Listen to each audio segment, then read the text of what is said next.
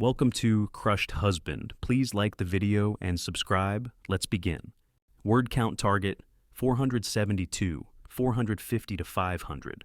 I walked into the apartment already rubbing the back of my neck, trying to loosen the knot that had been building all day. It had been one of those grueling Tuesdays at the firm. 2 zoning calls back to back, a client threatening to sue over drainage plans, and my lunch still sitting untouched in a paper bag. Avery was already at the drafting table in the corner, sleeves rolled up, hair pulled into a loose knot. Normally, she'd greet me with a quick grin, or at least a sarcastic, "Welcome back to the madhouse." But tonight she barely looked up. "Hey," I said, dropping my bag and pulling a chair beside hers. "Let's go over the revisions before I forget where I left off." As I leaned over the spread of blueprints, she jerked back like I'd jabbed her with a pin. "Don't crowd me, Caleb." The words hit sharper than they should have. My hands froze on the edge of the table. Avery never pulled the personal space card with me. We'd been leaning over the same set of drawings for nearly 10 years without a problem. "Okay," I straightened up slowly. "You all right?" "I'm fine," she muttered, eyes glued to the lines on the paper. Her voice was flat, almost bored, like she was talking to a stranger. That's when it hit me. There was something different, a faint, clean scent rising from her. Not the sharp coffee and printer ink mix we lived in upstairs. Herbal, expensive. Definitely not from our office bathroom stocked with generic hand soap. I took another step back, my mind already turning it over. "New soap?" She blinked like she hadn't heard me, then said, "What?" "Oh, yeah, just picked it up somewhere." The way she brushed it off made it sound like I'd asked about the weather. We worked in silence after that, but it wasn't our usual comfortable quiet. Every time I spoke, about the lot setbacks, about the kitchen layout for the Bellevue project, she gave short, clipped answers. After 20 minutes, she pushed her stool back. "I've got deadlines for tomorrow. Let's pick this up later." I watched her gather her notes and walk out, leaving half-finished sketches on the table. Back in my home office that night, the drafts we'd been working on were still spread across my desk. I sat there staring at them, the sound of her voice replaying in my head. "Don't crowd me, Caleb." We'd spent years crammed elbow to elbow over designs, late nights fueled by bad takeout, laughing at our own mistakes. Tonight felt like someone had ripped the floor out from under me and was waiting to see if I noticed. I didn't touch the drawings. I didn't touch dinner either. Instead, I just sat there with the light off, the glow from the city outside cutting through the blinds, trying to figure out what had shifted. I couldn't define it yet, but something had fractured, and it was quiet. Too quiet. I was up before sunrise, staring at the ceiling and replaying last night in my head. There was no reason for me to be awake that early, except my gut wouldn't let me sleep. The sound of the front door closing below made me sit up. Avery's footsteps were light, deliberate. I glanced at the clock. Not even 6. I pulled on a sweatshirt and padded to the window facing the street. She was already halfway down the block, hair perfectly smooth, not a hint of her usual just-rolled-out-of-bed chaos. And she wasn't in work boots or the firm's navy windbreaker. She was in a fitted black dress that stopped just above the knee, a crop jacket, and heels. Cocktail attire for a site visit. Her phone was in her hand, and a second later, she slid into the back of a rideshare. Not the company SUV parked in the alley, not her own car. I grabbed my bag and took the stairs 2 at a time, unlocking the bike share stand on the corner. She didn't look back once. It took some weaving through side streets to keep the car in view, but traffic was light. The city bled into the outskirts and then into open highway. She didn't stop at any construction site. She didn't even glance out the window. 40 minutes later, we hit a small coastal town, 2 cities over, and the car turned toward a low-slung boutique resort tucked behind hedges and palm trees. No flashing signs, no big tourist draw. The kind of place where people came to disappear. I coasted to a pedestrian bridge across from the entrance, chaining the bike to the railing. From up there, I had a clear view of the drive. Avery stepped out of the car and pulled her jacket tighter against the breeze.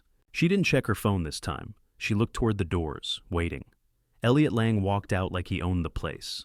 Tailored charcoal suit, the same easy smile he'd used in our pitch meeting last month. The same man we'd both agreed was too slippery to trust. They didn't shake hands. They didn't nod politely. He leaned in, one hand on her shoulder, and she let him kiss her cheek. She laughed at something he said, head tilted just enough to look familiar. Then he handed her a key card. She took it without hesitation.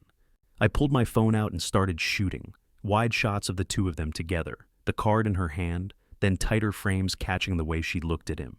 Not accusing, not defensive, comfortable.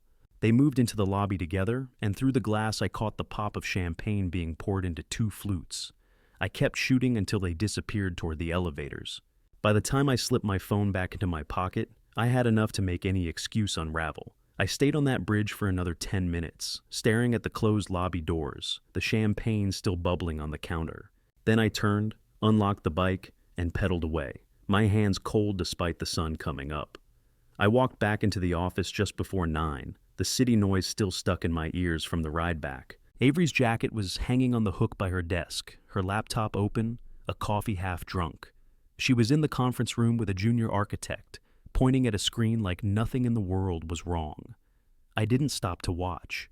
I headed straight to my office, closed the door, and pulled up my calendar. The first thing I did was kill our standing Friday lunch with the client from the Greenway project, one we usually handle together.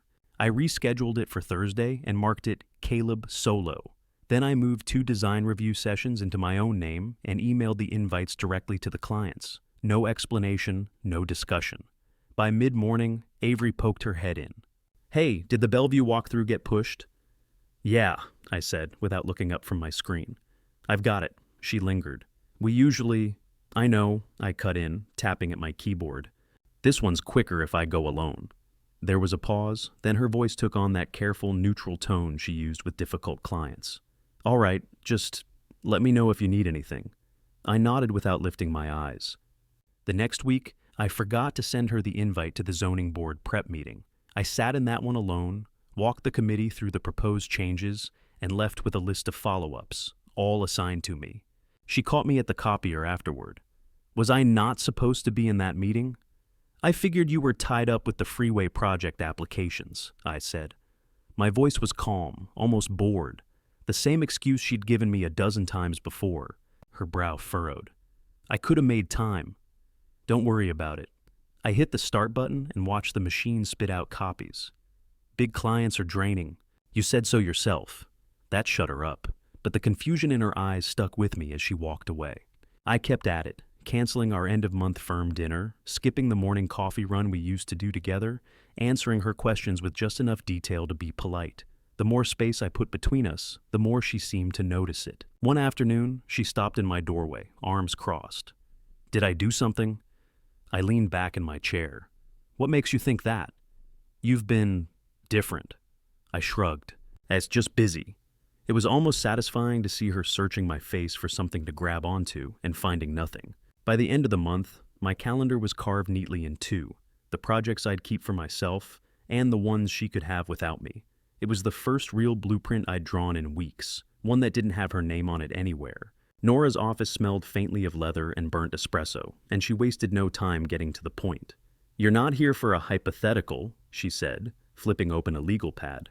"You want to know exactly how to dissolve the partnership and keep your half intact." "That's right," I said. She studied me for a second. "I'll give it to you straight. If you want clean separation, you need leverage and airtight documentation. Anything sloppy, and she can drag this out for months." "I've got leverage," I said, my voice flat. Her pen paused over the paper. "Then start building your file. Every contract, every financial statement, every proof of your contributions. And keep it quiet. The more she knows you're moving, the more she can move against you." I nodded, already knowing what my next steps were. That afternoon, I opened a new business account at a bank across town. No shared access, no paper trail leading back to the firm. I moved my personal funds there, along with a slow drip of my share from our operating account. Not enough to trigger alarms, but enough to be ready when the time came. Back at the office, I waited until Avery was in a client lunch to start backing up our data. Every project file, signed agreement, change order, and client correspondence went onto an encrypted drive I kept in my bag. I scrubbed my name off certain internal systems. No reason to leave my digital fingerprints where they didn't need to be. And while I was pulling my world out of the business, she was leaving her own kind of trail. A receipt from a high-end restaurant in her desk, the same herbal scent from the lobby at that resort clinging to the paper. A double entry on our shared calendar where she marked herself at a board meeting but sent no agenda, attended no minutes. Twice that week, she missed internal check-ins completely. When she showed up the next morning, she acted like it hadn't happened, talked about exterior finishes for the Bellevue project like she'd been there all along. I didn't push. I just added each gap, each unexplained absence to the growing collection. Not for revenge, not to wave in her face, for clarity and protection. Late one night, when the office was empty, I sat at my desk and pulled up the photos from the bridge. I filed them with the rest, naming the folder something innocuous. My pulse barely moved anymore when I looked at them. Nora's words kept looping in my head. Airtight documentation. By the end of that week, my part of the firm was already halfway gone. Off the books, off the grid, and in my control. All I had to do now was wait for the right moment to close the door behind me. It started small. One Monday, I strolled in 20 minutes late, coffee in hand, no apology. She was already in the glass conference room, waiting with the client on speakerphone. I slid into the chair, glanced at the notes, and let her carry the whole update without jumping in. 2 days later, I forgot to bring the revised elevation plans to a design review. She had to dig through the server while the contractors waited on the call. I just sat back, scrolling through my phone like it didn't matter. By the second week, I was skipping our morning project huddles entirely. I'd wander in mid-morning, mumble something about traffic, and park myself in my office with the door closed. It didn't take long for her to bite. Friday afternoon, she marched into my office and shut the door behind her. "All right, what's going on?" I looked up from my screen. "What do you mean? Don't play dumb. You've been different. Late to meetings, bailing on presentations, barely looking at me. If something's wrong, just say it. Don't play games." I held her stare for a beat, then leaned back in my chair. "I'm just tired. Big clients are draining." Her expression flickered. Recognition, confusion. "That's not an answer." "It's the same one you gave me 3 weeks ago," I said, my tone even. She opened her mouth, then shut it. Over the next few days, I kept it up. At a client site visit, I let her handle all the questions while I wandered the perimeter, pretending to check measurements. In the office, I passed her in the hall without breaking stride. Once, I caught her watching me from across the drafting tables while I reviewed a set of blueprints alone. Her jaw was tight, her pen tapping against the page. I didn't look away until she did. The power shift was subtle, but steady. She started chasing me for updates, dropping by my office more often, offering to jump in on projects I'd taken solo. Every time, I gave her the same polite distance she'd given me weeks earlier. By the end of that month, she was the one sitting alone in the conference room, waiting for me to show up. I walked in 10 minutes late, dropped my notes on the table, and let the silence hang until she finally started talking. She was feeling it now, the same cold gap I'd been living with since the moment she pulled away. And I wasn't in any rush to close it. The City Planning Expo was buzzing. Developers, architects, consultants, all circling like hawks over a buffet table. I was standing near the model displays when my phone buzzed. It was a notification from an industry forum I hadn't checked in months. The post was short, anonymous, and sharp. Breach of professional ethics suspected. Architect colluding with developer to undermine bid integrity on municipal projects. No names, but the details were close enough to our recent pitch to Elliot Lang that anyone in the room could connect the dots.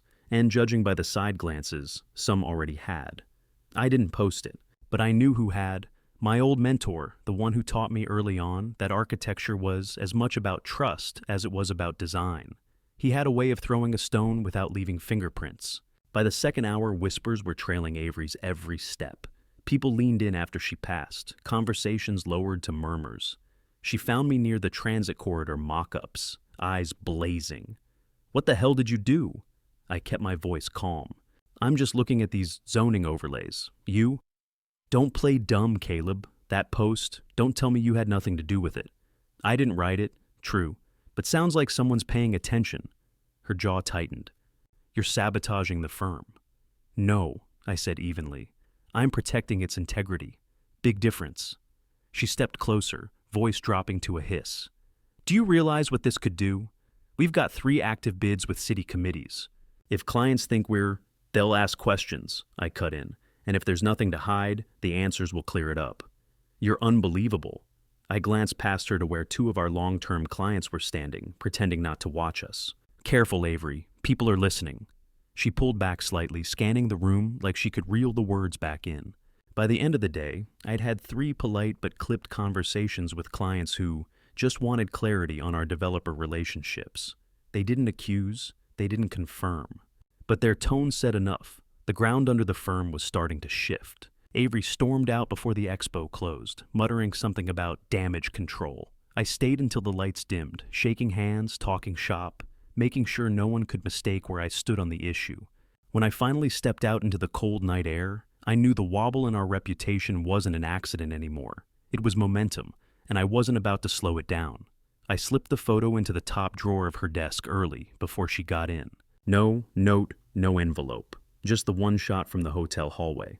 Enough to make her stop breathing for a second. When I came in the next morning, she was already there. Eyes red, hair pulled back like she hadn't slept. The drawer was half open, the photo sitting on top of her notepad. She stood when I walked in. It wasn't serious, her voice cracked. It just happened. I set my bag down slowly. Was it worth trading trust for? She flinched. Caleb, She swallowed hard, twisting her hands. I thought Elliot might... He hinted at offering me a solo design contract, something big. I thought if I kept him close... He never intended to, I cut in. He does this to architects like clockwork, dangles the promise of a contract, pulls them in, uses what he wants, and walks away. She shook her head, eyes glassy. You don't know that. I've seen it twice before, I said, keeping my tone flat. You were number 3. Her lips trembled, but she didn't argue. She sank back into her chair, staring at the photo like it might rearrange itself into something less damning. Caleb... Her voice was barely above a whisper. I didn't mean for it to... I don't care what you meant. I straightened my jacket. You made a choice, and now I'm making mine. She blinked up at me. What do you mean? I pulled a thin envelope from my bag and set it on the corner of her desk. Resignation, effective immediately. Her eyes widened. You're walking away, just like that? There's nothing left to fix. She reached out like she might grab my arm, but stopped short. Caleb, please. I didn't give her the chance to finish. I turned, walked out of our office suite, and didn't look back. The door closed behind me with the softest click, but it might as well have been a lock sliding into place. I signed the lease on a small 2-room space across town. Nothing flashy, but close enough to the transit hub and tucked between 2 coffee shops that did steady weekday traffic. By the time the paint dried on the walls, I'd already shifted over 3 loyal clients who didn't ask questions, just told me when they could meet. Within 2 weeks, my letter from the arbitration panel went out. Avery was officially on notice. I was reclaiming my share of the dissolved business. The terms were blunt. She'd either negotiate a payout or have every transaction for the last fiscal year audited in front of a mediator. I heard she didn't take it well. The same week, Elliot Lang's name hit the local trade bulletin in connection with an ethics complaint filed by a former intern. It was detailed. Dates, emails, even project codes. Buried halfway down was Avery's name, listed as a repeated participant in undisclosed project favors. I didn't leak it, but I didn't need to. Once the complaint went public, investors started pulling out. 3 days later, I drove by our old building. The lights were still on, but the lobby was empty, and the front desk had a for-lease sign propped against it. That firm we built, the late nights, the tight deadlines, the big wins, was now just a hollow space waiting for someone else to fill it. One of our junior architects called me that night. She's telling people you blindsided her. Let her, I said. It's better than the truth she'd have to explain. In my new office, I set out fresh portfolios on the shelves, each one stamped with the new firm name. My name, no shared letterhead, no split decisions. The silence in that space was different than the one I'd lived with before. This one didn't ache. It cleared my head. I could hear my own voice again, unfiltered by compromise or damage control. And for the first time in years, I knew exactly where every dollar, every project, every risk was going, because I was the one putting it there. She showed up unannounced, tall, composed, the kind of presence that made the air feel tighter. I recognized her from industry write-ups. Dana Lang, Elliot's ex-wife. Caleb Morgan, she said, stepping into my office like she'd already decided this meeting was happening. That's me, I said, motioning toward the chair across from my desk. She sat, crossing her legs with precision. I came to thank you. You didn't stay silent. I raised an eyebrow. About Elliot? Her smile was faint but sharp. About the pattern. The way he uses professional relationships like poker chips. I've been watching his name circle the drain for years, but this time, your arbitration notice, the complaint from that intern, it's different. You didn't just cut ties, you exposed the rot. I leaned back. Wasn't about revenge. I just wasn't going to let him or Avery compromise my work. That's exactly why I'm here. She slid a folder across the desk. I'm leading a green development initiative, multi-year, big civic reach. I want you consulting on design. It's high visibility, high pressure, but clean. Transparent, I flipped it open. The scope was massive. Why me? Because you held a mirror up to the whole system, she said. Most people just walk away. You didn't. There was a pause, heavy but not uncomfortable. She leaned forward. And for the record, Avery wasn't the first, and she won't be the last. Elliot's been pulling this for over a decade. Promises, favors, contracts that never materialize. You didn't just save yourself, Caleb. You gave other people a reason to speak up. I closed the folder and met her eyes. Then let's build something worth speaking about. Her smile widened, this time without the edge. That's exactly what I wanted to hear. We shook hands, firm, certain. And I knew this was the start of something that would outlast every rumor, every collapse, every burned bridge behind me. The conference was loud, crowded, and running 20 minutes behind schedule when I first saw her. She was at the transportation panel, standing up to challenge a city official about budget cuts to a light rail expansion. Confident voice, quick thinking, no hesitation. When it wrapped, she caught me watching. "You're Caleb Morgan," she said, weaving through the crowd like she'd decided she was going to talk to me before I had a chance to leave. "And you are?" "Mia Torres, city transit consultant. I've been following your green development work with Dana." We found a quiet spot near the back, and it turned into an hour of trading ideas. Her talking about integrating transit hubs with mixed-use spaces, me sketching out ways to make the structures self-sustaining. No small talk, no ego games. Over the next few weeks, we met to hash out concepts for a joint proposal. It was efficient at first. Coffee, notebooks, back-to-back brainstorming. Then, without either of us saying it, it shifted. We stayed after meetings, grabbed dinner, started asking questions that had nothing to do with building codes or commuter flow. One night, 3 months in, we were sitting across from each other at a restaurant overlooking the new civic square I'd helped design. She looked out at the lit pathways and the fountain in the center, then back at me. "Do you worry it could all fall apart again?" she asked. I set my fork down. "Not anymore, because now I know who I am, even when the plans change." She smiled, not the polite kind, but the real kind. And we finished dinner without rushing. When we left, we walked through the square together. The stone was cool under our shoes, the air full of the hum of people using the space exactly the way I'd hoped they would. I glanced at her, then at the buildings beyond, the ones I'd had a hand in shaping, the ones still in progress. For the first time in a long time, it didn't just feel like I'd rebuilt my work. I'd rebuilt the part of me that trusted again.